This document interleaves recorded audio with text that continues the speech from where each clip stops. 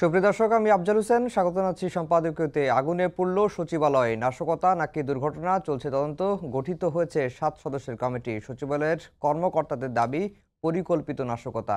BNP নেতা রুহুল কবির রিজভী বলছেন, সরকার গুরুত্বপূর্ণ নথি চাওয়ার পর সচিবালয়ে আগুনে জনগণের মধ্যে প্রশ্ন দেখা দিয়েছে। অন্তর্বর্তীকালীন সরকারের উপদেষ্টা আসিফ মাহমুদ সজীব ভুঁইয়া বলেছেন, সরকারকে ব্যর্থ করার ষড়যন্ত্রে যারাই জড়িত থাকবে তাদের বিন্দু পরিমাণ ছাড় দেওয়া হবে না। এসব নিয়ে আমাদের আজকের সম্পাদকীয় সচিবালয়ে আগুন, নানা প্রশ্ন। আর এ নিয়ে আলোচনার জন্য স্টুডিওতে উপস্থিত আছেন সাইফুল হক, সাধারণ সম্পাদক বাংলাদেশের বিপ্লবী ওয়ার্কার্স পার্টি, এবং অ্যাডভোকেট ফজলুর রহমান, মুক্তিযোদ্ধা, বিএনপি চেয়ারপারসনের উপদেষ্টা। দর্শক, আপনারাও আলোচনায় অংশ নিতে পারেন, এজন্য আপনাদের ফোন করতে হবে টেলিভিশনে দেখানো নম্বরে। এছাড়া ফেসবুকের মাধ্যমেও আপনাদের মন্তব্য পাঠাতে পারেন। আলোচনা দর্শক, শিরোনাম শুনছিলেন। আমরা আজকের আলোচনার বিষয় দিয়েছি সচিবালয়ে আগুন, নানা প্রশ্ন। অ্যাডভোকেট ফজলুর রহমান, আপনাকে দিয়ে আলোচনা শুরু করব। প্রশাসনের প্রাণকেন্দ্র বলা হয় সচিবালয়কে। সেই সচিবালয়ে আগুন লাগার ঘটনা ঘটেছে এবং যেভাবে আগুন লেগেছে প্রাথমিক দৃষ্টিতে দেখা যাচ্ছে যে একটি ভবনের দুই অংশে, একেবারে মাঝখানে ফাঁকা দুই অংশে আগুনটি লেগেছে। প্রাথমিকভাবে ধারণা করা হচ্ছে বা বোঝাই যাচ্ছে এটি একটি পরিকল্পিত নাশকতা। এবং অন্তর্বর্তীকালীন সরকারের একজন উপদেষ্টা বলছেন যে সরকারকে ব্যর্থ করার জন্যই এই ধরনের নাশকতা চালানো হয়েছে। বিএনপি, জামায়াত সহ বিভিন্ন রাজনৈতিক দল এর সুষ্ঠু তদন্তের দাবি জানিয়েছেন। আপনার কাছে জানতে চাই যে আসলে কি হচ্ছে দেশে। আপনাকে অসংখ্য ধন্যবাদ। বাংলাদেশের সংগ্রামী জনতাকে বিজয়ের মাসে আমার সংগ্রামী অভিনন্দন এবং শুভেচ্ছা। আমার মনটা, আপনি তো এই কথাটা বলছেন, এটার ভিতরে না। আমার মনটা হলো, আমি 3 দিন আগে, গত মঙ্গলবারে 24শে ডিসেম্বর এলাকাতে একটা বিজয় উৎসব করে এসেছে, যেখানে হাজার হাজার মানুষ ছিল। দুপুর 12টা থেকে রাত্র 12টা পর্যন্ত। এটা আমার এলাকায় ইট নাই। এবং আমার মনে হয়েছে ওখানে মিটিং করতে গিয়ে মানুষের মধ্যে প্রচণ্ড আকাঙ্ক্ষা যে এই দেশে একটা ফেয়ার ইলেকশনের মাধ্যমে, সুষ্ঠু নির্বাচনের মাধ্যমে জনগণের সরকার আসুক। এই সরকারের উপরে মানুষের কোনো ধরনের আকাঙ্ক্ষা নেই, আশা নেই, ভরসা নেই। যেটা 5ই আগস্টের পরে 8ই আগস্ট তারা শপথ নেওয়ার সময় মানুষের যে ভালোবাসা, যে বিশ্বাস, যে আস্থা, যে ভরসা এই সরকারের উপরে ছিল, তা কোন কোটায় গিয়েছে, শূন্যের কোটায় গিয়েছে আমি বলবো না, তবে কোটাও অনেক বেশি নেমে গিয়েছে। এখানে ওই আগুন লেগেছে, প্রথম কথাটা কি এমন হবে না এই সচিবালয়ের মতো জায়গাতে আগুন লাগানোর স্কোপ কি করে পালো দুষ্কৃতিকারীরা? প্রথম তো বিচার হওয়া উচিত। এটা প্রথম তো পদত্যাগ করা উচিত স্বরাষ্ট্রমন্ত্রীর। আমি এটা প্রথম বললাম কথাটা। যদি তাদের মধ্যে সুস্থ কোনো তদন্তের আকাঙ্ক্ষা থাকে, স্বরাষ্ট্রমন্ত্রীর প্রথম পদত্যাগ করা উচিত। দোষ তো অন্যদের হবে। যা কিছু হারায় গিন্নি বলে কেষ্টা বেটাই চোর। এটা গত 53 বছর যাবত আমরা দেখছি। সরকারে যারা থাকে নিজেদের যোগ্যতা নাই, অযোগ্য কোনো কাজ হইলে পরেই এই বিরোধী দল করছে বইলা তদন্ত কমিটি একটা করলো এবং সেটা কিছুদিন পরে হিমাগারে চলে গেল। এটা 72 ঘন্টার টার্গেট দিছে দেখলাম। 3 দিনের মধ্যে তদন্ত করে বলতে হবে।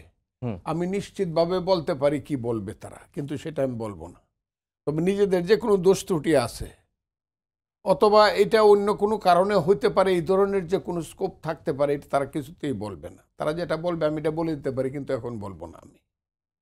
কারণ আর এই সরকারের এই যে এদেরকে বাচ্চা পোলাপান করলে পর রাগ করে, খবর পাঠায়, ওনাদেরকে বললো আমাদেরকে বাচ্চা পোলাপান যাতে না বলে, আমরা তো উপদেষ্টা হইছি। আরে ছাত্র যদি প্রধানমন্ত্রী হয়, প্রাইমারি স্কুল হেডমাস্টার, কিন্তু দেখা হইলে ছাত্রের নাম ধরেই ডাকে। বাপ মূর্খ হইলে MA পাস ভাইস চ্যান্সেলর সেলেরকে নাম ধরেই ডাকে। তারা ভাইস চ্যান্সেলর, আমার এলাকাতে একজন কমান্ডার ছিল, তার নাম ছিল মফিজ কমান্ডার। আমার আন্ডারেই এক মুক্তিযুদ্ধ পর্যায়ে করেছে। ভালো যোদ্ধা ছিল। যুদ্ধের পরে তাকে সম্বর্ধনা দেওয়ার জন্য একটা মাঠে আয়োজন করলো সবাই, হুম চেয়ার রাখলো একটা, কারণ তার নির্দেশ হলো একটার বেশি চেয়ার থাকতে পারবে না, সেখানে আমিই বসবো। সেই কমান্ডার গিয়ে দেখলো, এর আগেই দেখা গেল তার বাবা, বৃদ্ধ বাবা দেখতে গেছে তার ছেলের যে যোগ্যতা হয়েছে, যুদ্ধ জয় করছে, তাকে সম্বর্ধনা দেবে। হুম সব মুক্তিযোদ্ধারা ধরে না বলছে, আচ্ছা আপনি এই চেয়ারটার মধ্যে বসেন। হুম মুক্তিযোদ্ধারা এর মধ্যে গিয়া ছেলে কমান্ডার গিয়ে উপস্থিত হয়েছে, হয়ে দেখে বাবা বসে আছে চেয়ারের মধ্যে। তখন ছেলে বলতেছে, আপনি আমার বাবা হতে পারেন, কিন্তু আমার সামনে এই চেয়ারে বসার যোগ্যতা আপনার নাই, আমি হলাম কমান্ডার। হুম কম বয়সে এই হয়। আমি এই ছেলেটা যে একদম হুঙ্কার দিয়ে যে কথা বলল, কি ছেলেটার নাম, এই উপদেশটা মনেও থাকে না, 3টা ছেলের মধ্যে ওর নাম বোধহয় সজীব। হুম এই ধরনের হুঙ্কার টুঙ্কার ওই আগে দিত, ওই যে কয়েকদিন আগে দিত, ওর নাম হইল আসাদুজ্জামান কামাল হুম অথবা উবায়দুল কাদের বা এই শ্রেণীর লোক। এইসব হুমকিতে কোনো কাজ হয় না। আমার যেটা মনে হয়, যদি এটা ষড়যন্ত্র বা সেবটিস হয়ে থাকে, সঠিকভাবে তদন্ত করে এটা প্রতিবেদন করা উচিত, এবং যারা এই কাজ করছে তাদের কঠিন বিচার হওয়া উচিত, জি আমি এটা মনে করি। জি সাইফুল হক, যেটি অ্যাডভোকেট ফজলুর রহমান বললেন যে সচিবালয়ের মতো জায়গায় আগুন দেওয়ার সুযোগ পেলই বা কিভাবে। অনেকেই বলছেন যে এই 16 বছরে যারা আওয়ামী লীগের খুবই আস্থাভাজন আমলারা এখনো প্রশাসনে সক্রিয় আছে, তাদের একটা যোগসাজশ বা একটা ষড়যন্ত্র থাকলেও থাকতে পারে এই সরকারকে ব্যর্থ করার জন্য, প্রমাণ করার জন্য, অকার্যকর করার জন্য। আপনার কাছে কি ধারণা, কি আলামত বুঝছেন? আপনাকে ধন্যবাদ প্রিয়ভাজন ফজলু ভাই। আর দর্শক শ্রোতা, তাদেরকে আমি আপনাদেরকেও শুভেচ্ছা জানাই এবং ধন্যবাদ জানাই। প্রথমত এই পরিস্থিতি তো যথেষ্ট দুশ্চিন্তার এবং উদ্বেগের, আহ, এবং উদ্বেগটা এই অর্থে যে আমাদের সবচেয়ে নিরাপদ একটা গুরুত্বপূর্ণ জায়গা বিবেচনা করা হয় সচিবালয়কে, এবং তাও রাত 1টার পরে। হুম তো সে সময় ধরুন এ ধরনের একটা ঘটনা, তো এটা তো আহ, ঠিক স্বাভাবিক কোনো বিষয় নয়। সচিবালয় এর আগে এরকম মানে এই পর্যায়ের এই মাত্রার অগ্নিকাণ্ড হয়েছে কিনা আমি বলতে পারবো না, কিন্তু এমন একটা সময়, যে সময় আমরা নানা অপরাধের তদন্ত চলছে, একটা হুম বিচারের মুখোমুখি, যেসব মন্ত্রণালয়গুলো ক্ষতিগ্রস্ত হয়েছে। আজকে দেখলাম নানা গণমাধ্যমে যে অনেকের গুরুত্বপূর্ণ তথ্য ছিল, হুম সেই তথ্যগুলোকে নষ্ট করা অথবা ভস্মীভূত করার কোনো উদ্দেশ্য তৎপরতা কিনা আমরা জানি না। তো এর মধ্যে যেটা সবাই যেটা বলছেন যে এর মধ্যে নাশকতার যে আশঙ্কা, এটা ইতিমধ্যে অনেকে এটা বলছেন। এই সম্ভাবনাকে তো আমরা উড়িয়ে দিচ্ছি না। তো সুতরাং এটার একটা বিশ্বাসযোগ্য তদন্ত হওয়া দরকার, এবং এটা গ্রহণযোগ্য তদন্ত হওয়া দরকার। সত্যি সত্যি এটা যদি হুম নাশকতা হয়ে থাকে, তাহলে তো এর সাথে কারা যুক্ত আছেন। ওখানে সচিবালয় যে নিরাপত্তা ব্যবস্থা যেটা, তাতে আমি মনে করি বা যদি পেশাদারিভাবে যদি তদন্ত করা যায়, নাশকতার সঙ্গে যুক্ত যারা আছেন তাদেরকে খুঁজে বের করাটা অসম্ভব নয়। হুম সেটা বের করা এবং তাদেরকে আইনের আওতায় আনা, বিচারের ব্যবস্থাটা করা। আর যদি দুর্ঘটনা হয়, সেটাও দেশবাসীকে আশ্বস্ত করা। পুরোটা কিন্তু ঘটনা খুব সহজভাবে নেবার কোনো সুযোগ নেই। কারণ আমরা গত 4 মাসে দেখছি, 4 মাসের বেশি বাস্তবে আমরা ছাত্র শ্রমিক জনতার এই গণঅভ্যুত্থানের পরে সরকারকে বাস্তবে একদিনের জন্য খুব স্বস্তি তারা আসলে পায়নি। হুম বিভিন্ন ধরনের সন্ত্রাস, উস্কানি, নাশকতা, বিভিন্ন তৎপরতা কিন্তু আমরা গত 4 মাস বা 4.5 মাসে আমরা লক্ষ্য করেছি। আর সচিবালয়েরও এখন আমি একটা কথা উল্লেখ করতে চাই, আজকে যারা অনুষ্ঠান দেখছেন, সচিবালয় যেভাবে মানুষ এখন ঢুকে পড়ছে, গত 4 মাসে আমি লক্ষ্য করেছি প্রশাসনের প্রাণকেন্দ্র বা সরকারের প্রাণকেন্দ্র।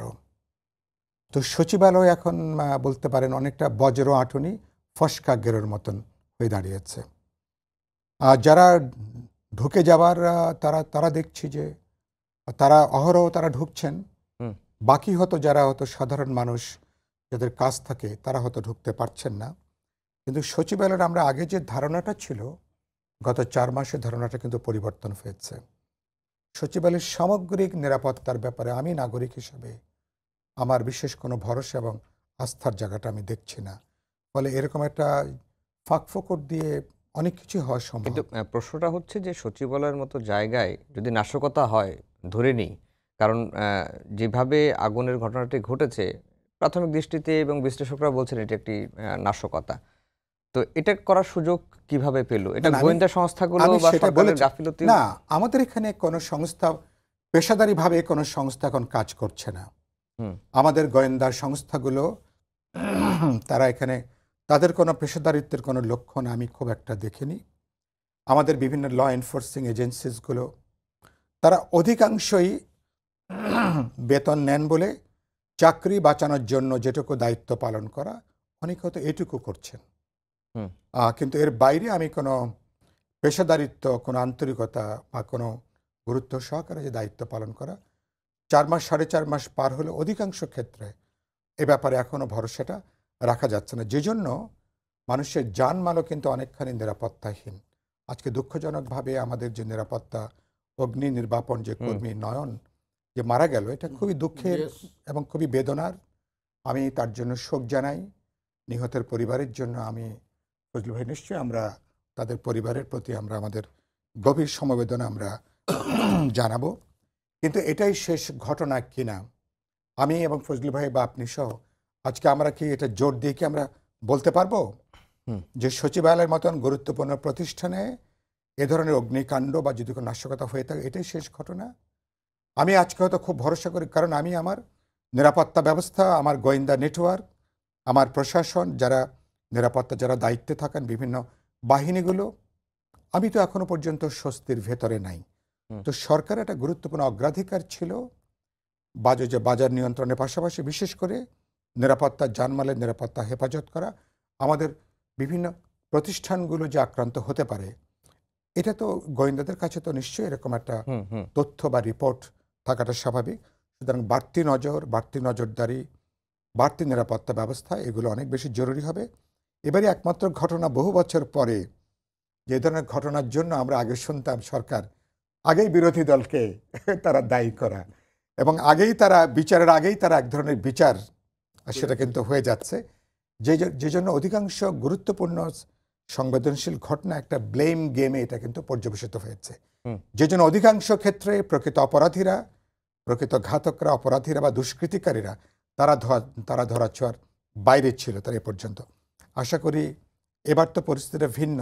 হুম। তো নিশ্চয়ই এ ব্যাপারে একটা পেশাদারি, বিশ্বাসযোগ্য, গ্রহণযোগ্য তদন্ত হবে জি। এবং আমরা এরকম একটা উদ্বেগের জায়গা থেকে ভবিষ্যতে আমরা কিন্তু জি, আমরা বেরিয়ে অ্যাডভোকেট আসতে পারবো। ফজলুর রহমান, সাইফুল হক ভাই যেটি বললেন যে রাষ্ট্রীয় গোয়েন্দা সংস্থা, আইনশৃঙ্খলা বাহিনীগুলো মোটামুটি এখন তারা চাকরি বাঁচানোর জন্যই কাজ করছেন, পেশাদারি খুব একটা পাওয়া যাচ্ছে না। ওইদিকে বিএনপির নেতা রুহুল কবির রিজভী তিনি একটি কথা বলেছেন আজকে যে রাষ্ট্রীয় গোয়েন্দা সংস্থাগুলো একটি রাজনৈতিক দল গঠনের প্রচেষ্টা চালাচ্ছে।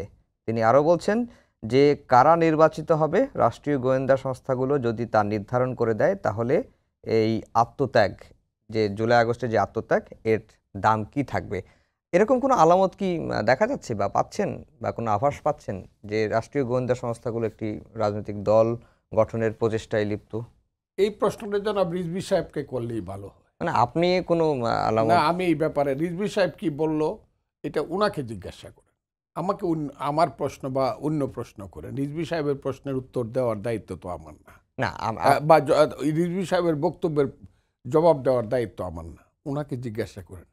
কিন্তু এই যে জুলাই আগস্টের আন্দোলনের পরে একটি নতুন রাজনৈতিক দল গঠনের একটি প্রক্রিয়া চলছে এবং আগামী মাসেই সেটি ঘোষণা দেওয়া হবে। জাতীয় নাগরিক কমিটির ব্যানারে তারা একটি দল ঘোষণা করবে এবং এই যে দল গঠনের প্রক্রিয়া, তা বলা হচ্ছে যে ছাত্রদের যারা অভ্যুত্থানের নেতৃত্ব দিয়েছিলেন তারা ২-৩ জন সরকারে আছেন, অন্তর্বর্তী সরকারে আছেন এবং আবার একটি দলও গঠন করা হচ্ছে। সেক্ষেত্রে সরকারের একটা সমর্থনও আছে, এরকমও শোনা যাচ্ছে।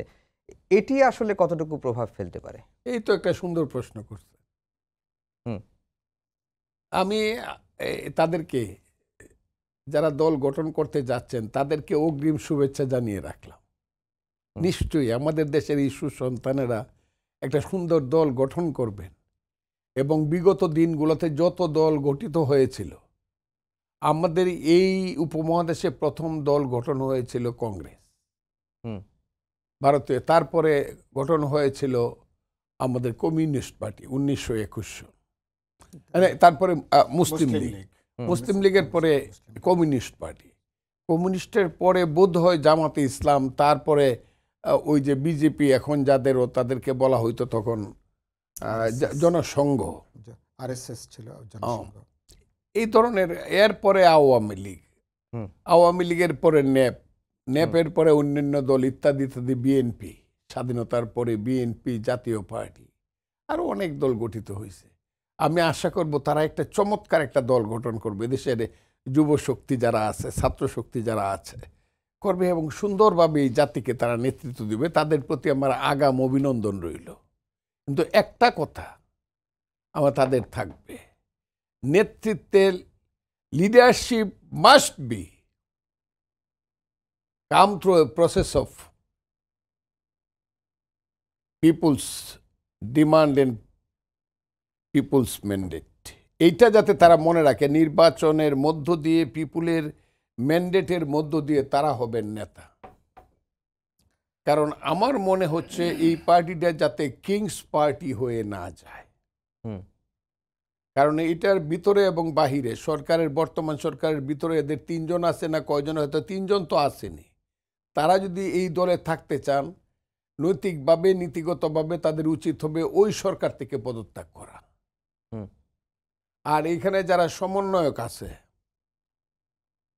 আমি সবসময় বলি বাঁশের চেয়ে কঞ্চি দর, সূর্যের চেয়ে বালুর তাপ বেশি আমাদের দেশে। এদের কথাই এখন কাজ হচ্ছে। সরকারের কাছ থেকে দূরে এসে জনগণের কাছে গিয়ে তারা যদি নেতৃত্ব প্রতিষ্ঠা করতে পারেন, আমি তাদেরকে স্যালিউট জানাবো। নতুন দল আসুক এবং খুব দ্রুততম সময়ের মধ্যে, আমি বললাম দ্রুততম সময়ের মধ্যে নির্বাচন দিক। যদিও একজন উপদেষ্টা, আমি তাকে বলি একটি ছেলে কালকেও দেখলাম বলছে, এদের মুখ দিয়ে এই কথা কেন আসে, একটি নির্বাচনের জন্যই শুধু আন্দোলনটা হয়নি, কি করার জন্য, কি বলছিলা তোমরা, কি করবা, সংস্কার তো অনন্তকাল চলবে, কিয়ামত যতদিন না হয়েছে সংস্কার চলবে।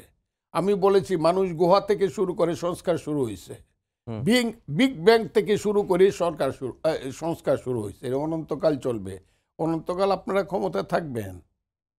অথবা যদি বলেন হাসিনা এবং আওয়ামী লীগের বিচার না করে ইলেকশন যারা চায় তারা গণশত্রু, হাসিনার বিচার করতে, তো একটা হাসিনার না, শুধু যে কোনো মানুষের এই বিচার করতে, বাবর সাহেবের বিচার এখনো শেষ হয় নাই, কিন্তু করতে লাগছে কিন্তু 14 বছর, 8 সন থেকে আজকে 24-16 বছর, আরও যদি দ্রুত না হইতো তা আরও 8 বছর লাগলো না। তা আপনারা কি 20 বছর ক্ষমতায় বিনা ভোটে থাকতে চান?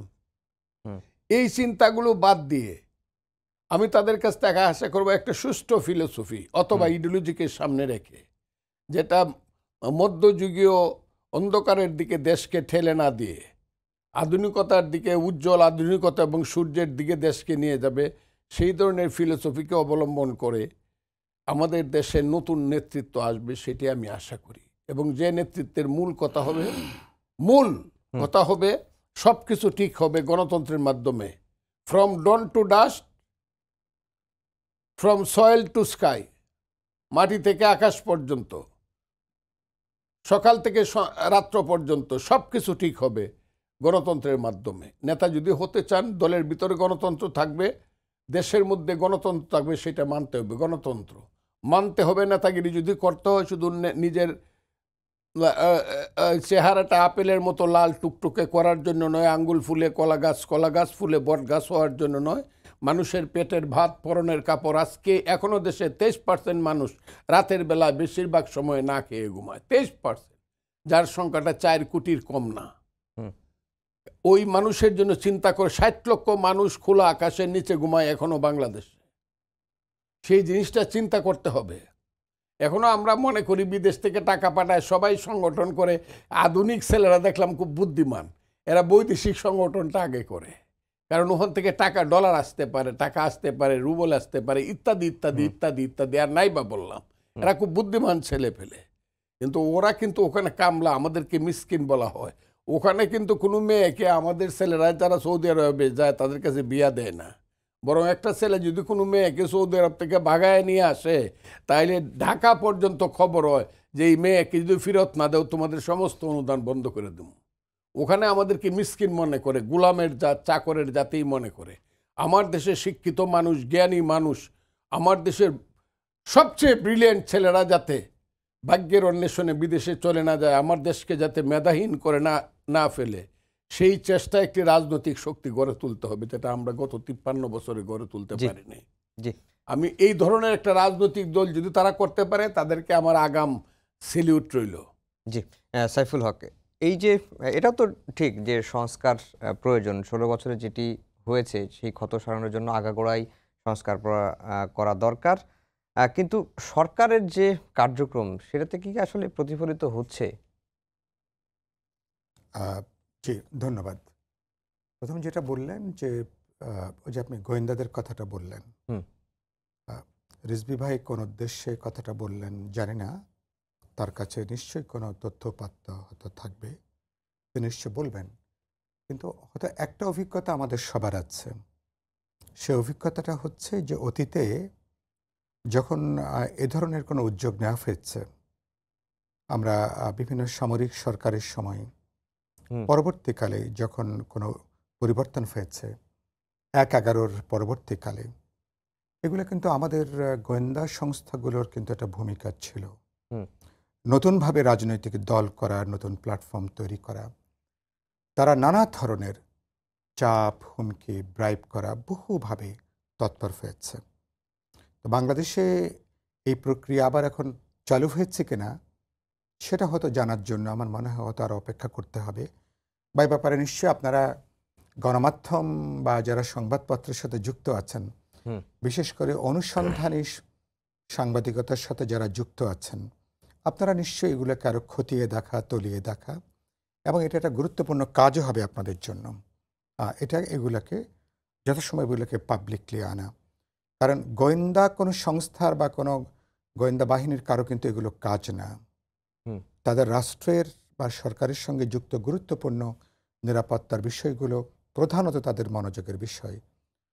কাদের জন্য কি রাজনৈতিক দল দরকার, কি প্ল্যাটফর্ম গড়ে তোলা দরকার, এটা নিশ্চয়ই তাদের কোনো কাজের মধ্যে এটা কিন্তু পড়ে না। এটা কিন্তু দুর্ভাগ্যজনকভাবে অতীতে বিভিন্ন সময় সরকার এসব বাহিনীগুলোকে তারা কিন্তু ব্যবহার করেছে, কাজে লাগিয়েছে, এবং তাদের নানা ধরনের উদ্দেশ্য চরিতার্থ করবার জন্য। সে ধরনের কোনো তৎপরতা সাধারণভাবে নিশ্চয়ই আমরা চাইব না ভবিষ্যতে এটা হবে। আর আপনি যেটা বললেন ছাত্ররা, ফজলি ভাই কংগ্রাচুলেট করে, আমিও ইতিমধ্যে বহু জায়গায় আমি বলেছি, তারা যদি আলাদা কোনো রাজনৈতিক দল করতে চান, মোস্ট ওয়েলকাম।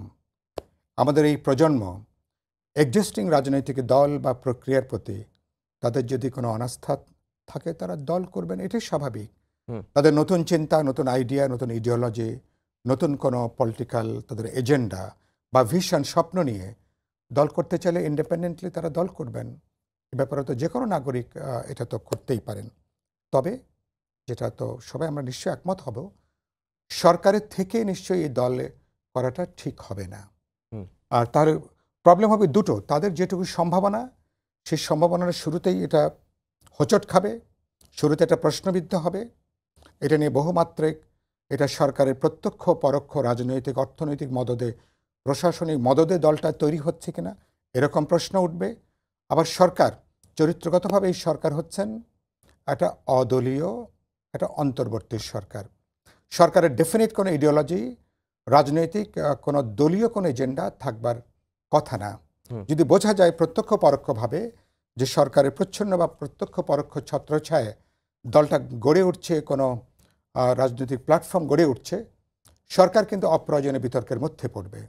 সরকার নিজেরাই প্রশ্নবিদ্ধ হবে, তাদের এখনও যেটুকু গ্রহণযোগ্যতা অবশিষ্ট আছে আমাদের এক কাটটা সমর্থন দেওয়ার পরেও, সেটাও কিন্তু প্রশ্নবিদ্ধ হবে। রাজনৈতিক দলগুলোর সাথে সরকারেরও এক ধরনের দূরত্বের জায়গাটা তৈরি হবে। আরেকটা গুরুত্বপূর্ণ, ছাত্রদের যেটুকু সম্ভাবনা আছে আমাদের এই তরুণ প্রজন্মের, যারা অভ্যুত্থানে দায়িত্ব নিয়েছেন, ঝুঁকে নিয়েছেন, যারা গুরুত্বপূর্ণ দায়িত্ব পালন করেছেন, রাজনৈতিক দলগুলোর পাশাপাশি আমার শ্রমজীবী সাধারণ মানুষের পাশাপাশি তাদের যেটুকু সম্ভাবনা, সেই সম্ভাবনাটা কিন্তু নষ্ট হয়ে যাবার ঝুঁকি থাকবে। সুতরাং আমি আশা করব এরকম নিশ্চয় তারা করবে না।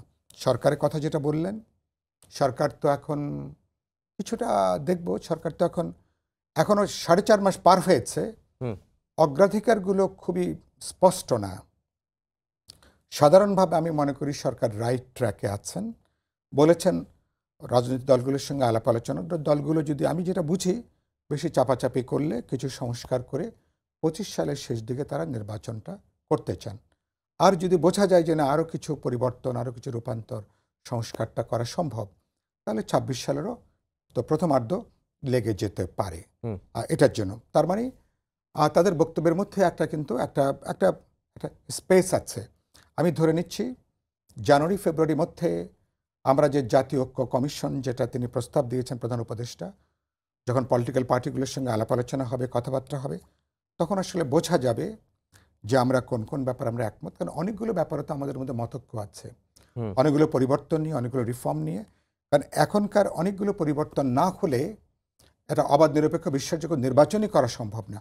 গোটা নির্বাচনে যেখানে ধসে পড়েছে, সামগ্রিকভাবে আমার প্রশাসন, ল এনফোর্সিং এজেন্সিস, আমার বিচার বিভাগ থেকে শুরু করে নির্বাচন সংশ্লিষ্ট যতগুলো প্রতিষ্ঠান বা ইনস্টিটিউশন, এগুলো তো গুরুত্বপূর্ণ পরিবর্তন বা সংস্কার দরকার আছে। এর বাইরেও আমাদের তো অসংখ্য আমাদের রূপান্তরের বা পরিবর্তনের এজেন্ডা আছে। তা আমি মনে করি সরকারের যদি সদিচ্ছা যদি কাজ করে, আগামী জানুয়ারি ফেব্রুয়ারির মধ্যে আলাপ আলোচনা করে আমরা যেসব ব্যাপারে একমত আছি সেসব ব্যাপারে সিদ্ধান্ত হতে পারে কিভাবে কার্যকর করব। আর সংবিধান পরিবর্তন বা সংশোধনের মতন যে গুরুত্বপূর্ণ এজেন্ডা বা মধ্যমেয়াদী অথবা দীর্ঘমেয়াদী পরিবর্তনের আমাদের যে এজেন্ডা, আমি মনে করি সেগুলো পরবর্তী নির্বাচিত জনপ্রতিনিধি, নির্বাচিত পার্লামেন্ট, পরবর্তী সরকার, এইসব ব্যাপারে অর্থাৎ যাদের পপুলার ম্যান্ডেট আছে, যাদের ইলেক্টেড ম্যান্ডেট আছে, যাদের জনগণের কাছে নির্দিষ্ট জবাবদিহিতার প্রশ্ন আছে, সে ধরনের পার্লামেন্ট বা সরকার এসব ব্যাপারে তারা সিদ্ধান্ত গ্রহণ করবেন। সরকার যদি রাইট ট্র্যাকে থাকেন, সরকারের উদ্দেশ্য নিয়ে কোনো প্রশ্ন উঠবে না। কিন্তু যদি বোঝা যায়, সংস্কারের কথাই বলি বা অন্য কোনো কথা বলি, সরকার যদি যদি এমন মনে হয় মানুষের মধ্যে যে সরকার নানা কারণে ক্ষমতাকে তারা দীর্ঘায়িত করতে চান, তারা প্রলম্বিত করতে চান, তাহলে সরকারের উদ্দেশ্য নিয়ে কিন্তু মানুষের মধ্যে সমালোচনা হবে, আপত্তি হবে, প্রশ্ন উঠবে। আমরা আশা করতে চাই সরকার, এখানে অনেক প্রাজ্ঞ মানুষজন আছেন যাদের ইতিহাস অভিজ্ঞতা নিশ্চয়ই তাদের অনেকখানি আছে। বাংলাদেশের মানুষ 16 বছর যে নির্বাচনের জন্য অপেক্ষা করছেন, কারণ শুধুমাত্র গত 3টা নির্বাচনের মধ্যে, এমনকি 18-24 সালের নির্বাচন যদি খানিকটা যদি অংশগ্রহণমূলক হতো, যদি গ্রহণযোগ্য হতো, তাহলে হাসিনার মতন একটা দলকে এইভাবে কিন্তু পালিয়ে যেতে হতো না। তাহলে বাংলাদেশে এরকম একটা আমাদের অভ্যুত্থান করার দরকার হতো না। আমাদের 1,500 ছাত্র তরুণ শ্রমিকদের কিন্তু জীবনদানের দরকার কিন্তু হতো না এটা। সুতরাং বাংলাদেশের মানুষ গণতন্ত্র বলতে দিন শেষে বোঝে সে তার ভোটটা দিতে পারছে কিনা, সে তো একদিনের রাজা, সেটাকে তার পছন্দের দল বা প্রার্থীকে ভোট দিতে পারছে কিনা, ভোট দেওয়ার পরে এমপি মন্ত্রী তিনি খবর রাখেন না কি করলো, কিন্তু ভোট দিতে না পারার তার যে অবমাননা বোধ, তার যে হিউমিলিয়েশন, এটা চূড়ান্ত। আমরা আশা করব ওই পুরনো এই যে বাজে উত্তরাধিকার, এটা আমরা কাটিয়ে উঠবো, বাংলাদেশে এবার সামনের পথে হাঁটবে। জি, অ্যাডভোকেট ফজলুর রহমান, যেটি সাইফুল হক ভাই শেষের দিকে বললেন যে গত 3টি নির্বাচন সুষ্ঠু হয়নি এবং যে কারণেই হাসিনাকে পালিয়ে যেতে হয়েছে, এবং এই নির্বাচনগুলো যদি সুষ্ঠু হতো তাহলে হয়তো এই পরিস্থিতি তৈরি হতো না। এবং যারা এই 3টি নির্বাচনের কারিগর, নির্বাচনটি করেছেন, নির্বাচন কমিশন, সেই নির্বাচন কমিশনকে দায়বদ্ধ করার কথা ভাবছে নির্বাচন সংস্কার কমিশন। এটিকে আপনি কিভাবে দেখেন যে নির্বাচন কমিশনকে দায়বদ্ধ করার কথা ভাবছে নির্বাচন সংক্রান্ত কমিশন, যেহেতু আগের 3টি নির্বাচন যেভাবে হয়েছে এবং তারা দায়মুক্তি পেয়ে গেছেন, এখন তাদেরকে ভবিষ্যতে নির্বাচন হলে কমিশনকে দায়বদ্ধ করার কথা ভাবছেন? এটি কি আপনি কি মনে করেন? আমি আপনাকে একটা কথা বলি, আমি অনেকগুলো কথা বলেছি বাংলাদেশে, যে কথা আমার আগে আর কেউ বলে না। হইতে পারে আমি আগাম কথা বলে ফেলি। যখন সব চুপ করে গিয়েছিল, সব কিছু মনে হয়েছিল কিছুই আর হবে না, তখনও আমি কথা বলার চেষ্টা করি, জীবনের রিস্ক নিয়ে। এখনো বলি, ওই যে উনি বলছেন যে আসলে 3টে ইলেকশনই হয়নি, 2014 সালে কোনো ইলেকশন হয় না, 153টা পার্লামেন্ট সিট বিনা ভোটে নির্বাচিত হয়েছে। 18 সনে দিনের ভোট রাতে হয়েছে, নিশিরাতের এমপি হয়েছে। আমি কথাটা আর বাড়াবো না, আমি বহুবার এইসব কথা বলছি। 24 সনে আমি আর ডামির নির্বাচন হয়েছে। 40 বছর না, 35 বছর বা 36 বছর যে ছেলেটির, যে যুবকটির বয়স, সে একটা ভোটও দিতে পারেনি আজ পর্যন্ত, স্থানীয় অথবা জাতীয়। এই অপরাধের জন্য আওয়ামী লীগ কোনোদিন ক্ষমা পাওয়া উচিত নয়।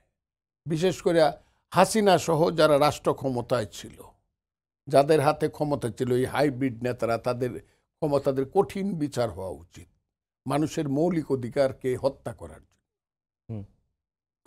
2 হলো তাদের সঙ্গে যে 3টা নির্বাচন কমিশন সহযোগিতা করে 5% ভোট হয়েছে, গণেছে 65%, বলেছে 65% ভোট হয়েছে, 3% ভোট হয়েছে বলেছে, প্রথম বলছে 28%, পরে বলেছে 41%।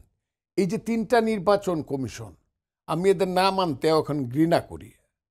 এদেরকে জুতা পেটা করা উচিত এবং এদের শাস্তি হওয়া উচিত। 2, এটা এক গেল হাসিনা দেশ, এখন নির্বাচন কমিশনের শাস্তি হওয়া উচিত। যারা রিটার্নিং অফিসার ছিল সব জায়গাতে, ডিসিরা ছিল, 99% ডিসিরাই ছিল মেনলি। এই ডিসিরা এখন কোথায় আছে? এরা কি চাকরিতে আছে কি নাই? যদি চাকরিতে থেকে থাকে, আমি পট করে তাদের চাকরি থেকে বাদ দেওয়ার কথা বলবো না, তবে তাদেরকে কোনো দায়িত্ব দেওয়া যাবে না। এদেরকে ক্লোজ করা উচিত, এদেরকে মানুষের সামনে পরিচয় করা উচিত। এরা হইল ওই জেলার ডিসি যারা ওই জেলাতে ইলেকশন করছিল 2018 সনে নিশিরাইতে এবং 2024 সনে আমি আর ডামির ইলেকশন করছিল, ওরা হইল এই ডিসি। এদেরকে দেখানো উচিত জাদুঘরে রেখে। রিটার্নিং অফিসার এরা যাতে কোনোদিন আর কোনো দায়িত্ব না পায়। আমি আরো নিচে যেতে চাই, অ্যাসিস্ট্যান্ট রিটার্নিং ইউনো, ওরাও কম না, কিন্তু তাদেরকে খুঁজে আগে বের করে তাদের পিঠে গালে একটা ক্রস দেন না, কপালে একটা ক্রস দেন না। এদেরকে কারা ছিল অ্যাসিস্ট্যান্ট রিটার্নিং অফিসার? এরপরে আমি আরো নিচে যেতে চাই, প্রিজাইডিং অফিসার কারা ছিল? এই presiding officer, assistant returning officer, নির্বাচন কমিশন, এদের কঠিন ভাবে এদের শাস্তি হওয়া দরকার। 2, বর্তমানে যারা যা করছে, বর্তমান সরকার যা করছে, এটা দৃশ্যমান না। আমার কাছে এটা অদৃশ্য মনে হয় সবকিছু। তারা কেউ কথা যখন বলে তখন সেই কথা মানুষ বুঝে যে তারা শুধু কথা বলে নিজেদের ক্ষমতাকে প্রলম্বিত করার জন্য, শুধু ক্ষমতায় থাকতে চায়। আর বড় মজা পাইছে এটার মধ্যে, গরম গরম লাগে শীতের দিনে, ক্ষমতাটা খুব মজা পাইছে। আর তাদের অন্য যারা, তাদের এই দেশের রাজনীতির ব্যাপারে বলেন, এই দেশের মুক্তিযুদ্ধের ব্যাপারে বলেন, এই দেশে প্রতিষ্ঠা করার ব্যাপারে বলেন, আন্দোলন সংগ্রামে বলেন, কোনো ক্ষেত্রেই অনেকের, আমার ধারণা 95% যারা এখানে নেতৃত্বে বসে আছে সরকারে, তাদের কারো কিছু ছিল না। চাকরি বাকরি করছে, yes sir, no sir, very good sir. আমি তাদেরকে করছি না, এটাই তাদের অভ্যাস। যারা চাকরি করে, যেমন ধরেন একটা গেঞ্জি, আমি যে গেঞ্জিটা গায়ে দিয়েছি এটার দাম বেশি, শার্টটার দাম কম আমার উপরের শার্টটার, কিন্তু গেঞ্জি কেউ গায়ে শার্টের উপরে দেয় না, কোথাও না। জি, আমলারা সবসময় একই রকম, যত বড় আমলাই হোক তার অভ্যাস হইল yes sir, no sir, very good sir. আর রাজনৈতিক কর্মী সে যত ছোটই হোক, সে কিন্তু প্রতিবাদী, সে কিন্তু মানি না বলবে, মানি না, মানব না। এরশাদ তুই গদি স্যার, গদি নয় তোর বাপদাদার, যত ছোট। আমরা একেবারে শেষের দিকে আমি মনে করি রাজনীতিবিদদের দেশ চালানো উচিত অন্তর্বর্তীকালীন বর্তমান সরকারের উপরের মানুষের আস্থা যাতে সব শেষ হয়ে না যায়, এর আগেই সুষ্ঠু একটা নির্বাচনের মাধ্যমে জনপ্রতিনিধিদের হাতে দায়িত্ব দেওয়া উচিত। এবং সংবিধানের বিচারটা, আমি আমার ভাই যিনি গত 15 বছর যাবৎ জীবন মৃত্যু রিস্ক নিয়ে আন্দোলন করছে, নেতৃত্ব দিয়েছে। কেউ যখন মাঠে নাই, 3-4টা লোক যারা মাঠে ছিল, তার মধ্যে আমার ভাই সাইফুল হক একজন। আমি তাকে শ্রদ্ধা করি। তারা মাঠে ছিল ছোট দলের মানুষ। একটু সাইফুল হক ভাইকে সময় দিই, আমার সময় একেবারে আমার শেষ। এই কথাটা শেষ করি, আমি করে ফেলবো। আমি তার এই কথা বলে বলছি যে একটা ইলেকশন দ্রুত এবং সঠিক সময় এবং সংবিধানে হাত দিয়ে আর বিমরুলের চাকে ডিল দেওয়ার দরকার নাই, তাহলে আর বাংলাদেশে আর কিছু হবে না। আর একটা কি বলবো, আর একটা গন্ডগোলই হবে। জি, ইসিকে দায়বদ্ধ করার কথা ভাবছে নির্বাচন সংক্রান্ত সংস্কার কমিশন। আপনার মন্তব্য জানতে চাই। এবং 21 বছর বয়স হলেই নির্বাচনের এমপি পদে দাঁড়াতে পারবেন, এটিও একটি আলোচনার মধ্যে আসছে। এই দুটি সংক্ষেপে 2 মিনিট আছে। জি, আমি প্রথম যেটা বলতে চাই যে 21 বছর যে কথাটা বললেন, এটা একটা গুরুত্বপূর্ণ একটা সিদ্ধান্তের বিষয়। এখন আপনি আলাপ আলোচনা করতে পারেন। এটা আমি মনে করি যে এটা আমি জানি না এটা হঠাৎ করে কেন আসলো। এটা কি আমাদের ছাত্র তরুণদেরকে নির্বাচনে অংশগ্রহণের যোগ্য করবার একটা বিবেচনা বোধ থেকে এরকম প্রস্তাব এসছে, নাকি সামগ্রিক কোনো বিবেচনা থেকে? এটা একটা আলোচনার বিষয়। আমি মনে করি এ ব্যাপারে পরবর্তী জাতীয় সংসদ বা পরবর্তী আমরা সংবিধানের যখন আলাপ আলোচনা হবে, তখন আমার মনে হয় এই ব্যাপারে একটা সিদ্ধান্ত নেবার জায়গা আছে। 2 নম্বর, আপনি যেটা বললেন ইসিকে জবাবদিহিতার মধ্যে বা দায়িত্বের মধ্যে আনা, এটা অবশ্যই খুবই জরুরি। কারণ আমি মনে করি গত 3টা নির্বাচনকে ব্যর্থ অকার্যকর করবার দায় নিয়ে গত 3টা নির্বাচন কমিশনকে আইনের আওতায় আনা দরকার। তার সাংবিধানিক প্রতিষ্ঠান হিসাবে তারা যেভাবে এটার মর্যাদা ভুলুণ্ঠিত করেছেন, যারা যেভাবে একটা সাংবিধানিক প্রতিষ্ঠান তারা কাজ করেছেন, সরকারি দলের একটা অঙ্গ সংগঠন হিসাবে এই যে অপরাধমূলক কাজের সঙ্গে তারা যে যুক্ত হয়েছেন, একটা সাংবিধানিক দায়িত্বে থেকে তাদের নানা ধরনের অপরাধের তালিকা অনেক অনেক অনেক দীর্ঘ। মানুষের ভোটাধিকার যেভাবে তারা হরণ করেছেন, ভোটাধিকারের বিরুদ্ধে তারা যেভাবে দাঁড়িয়েছেন একটা দল এবং কিছু ব্যক্তিকে তারা সন্তুষ্ট করবার জন্য, এর অপরাধের কোনো শেষ নাই। ফজলি ভাই ইতিমধ্যে ব্যাখ্যা করেছেন। নির্বাচন কমিশন যারা ছিলেন এবং যারা এই গোটা নির্বাচনের জালিয়াতির সঙ্গে যারা যুক্ত, সবাইকে আইনের আওতায় আনা দরকার। নির্বাচন কমিশনকে অবশ্যই জবাবদিহিতার মধ্যে আনা দরকার। আমি একেভাবে মনে করি এখন যে অন্তর্বর্তী সরকার যারা আছেন, আমি মনে করি তাদের জবাবদিহিতাটা কোন জায়গাতে হবে। ধরুন তারা যদি 1 বছর ক্ষমতায় থাকেন, তারা যদি 1.5 বছর তারা যদি ক্ষমতায় থাকেন, তারা ইতিমধ্যে একটা দায় মুক্তির এক ধরনের বিধানের কথা আমরা শুনছি, লক্ষ্য করছে। তাকে এখন আমি নাগরিক হিসাবে কোনো একটা ব্যাপারে যদি আমি সংক্ষুব্ধ থাকি, যদি মনে করি ভুল হয়েছে, অন্যায় হয়েছে, অপরাধ হয়েছে, তাহলে তাদের ব্যাপারে আমি কোন আদালতে কিভাবে আমি যাব, এটা একটা খুবই গুরুত্বপূর্ণ প্রশ্ন। আজকে আপনার সময় কম বলে আমি মনে করি অন্তর্বর্তী সরকারেরও একটা জবাবদিহিতা, তাদেরকেও, নির্বাচন কমিশন তো বটেই, সকল সাংবিধানিক প্রতিষ্ঠান তো অবশ্যই, একই সাথে অন্তর্বর্তী সরকারও কোথায় কিভাবে তারা দায়বদ্ধ থাকবেন, জবাবদিহিতা করবেন। তারা যে গণতন্ত্রের কথা বলছেন, তারা যেভাবে সবাইকে জবাবদিহিতার মধ্যে আনতে চান, তাহলে তাদেরও জবাবদিহিতার বিধানটা তাদেরই ঠিক করা দরকার যে আমরা এভাবে আমরা জবাবদিহিতা। সবাইকে ধন্যবাদ জানিয়ে শেষ করছি আমাদের আজকের সম্পাদকীয়। আগামীকাল আবারও দেখা হবে রাত 10টায়। দেখার আমন্ত্রণ রইল। শুভরাত্রি।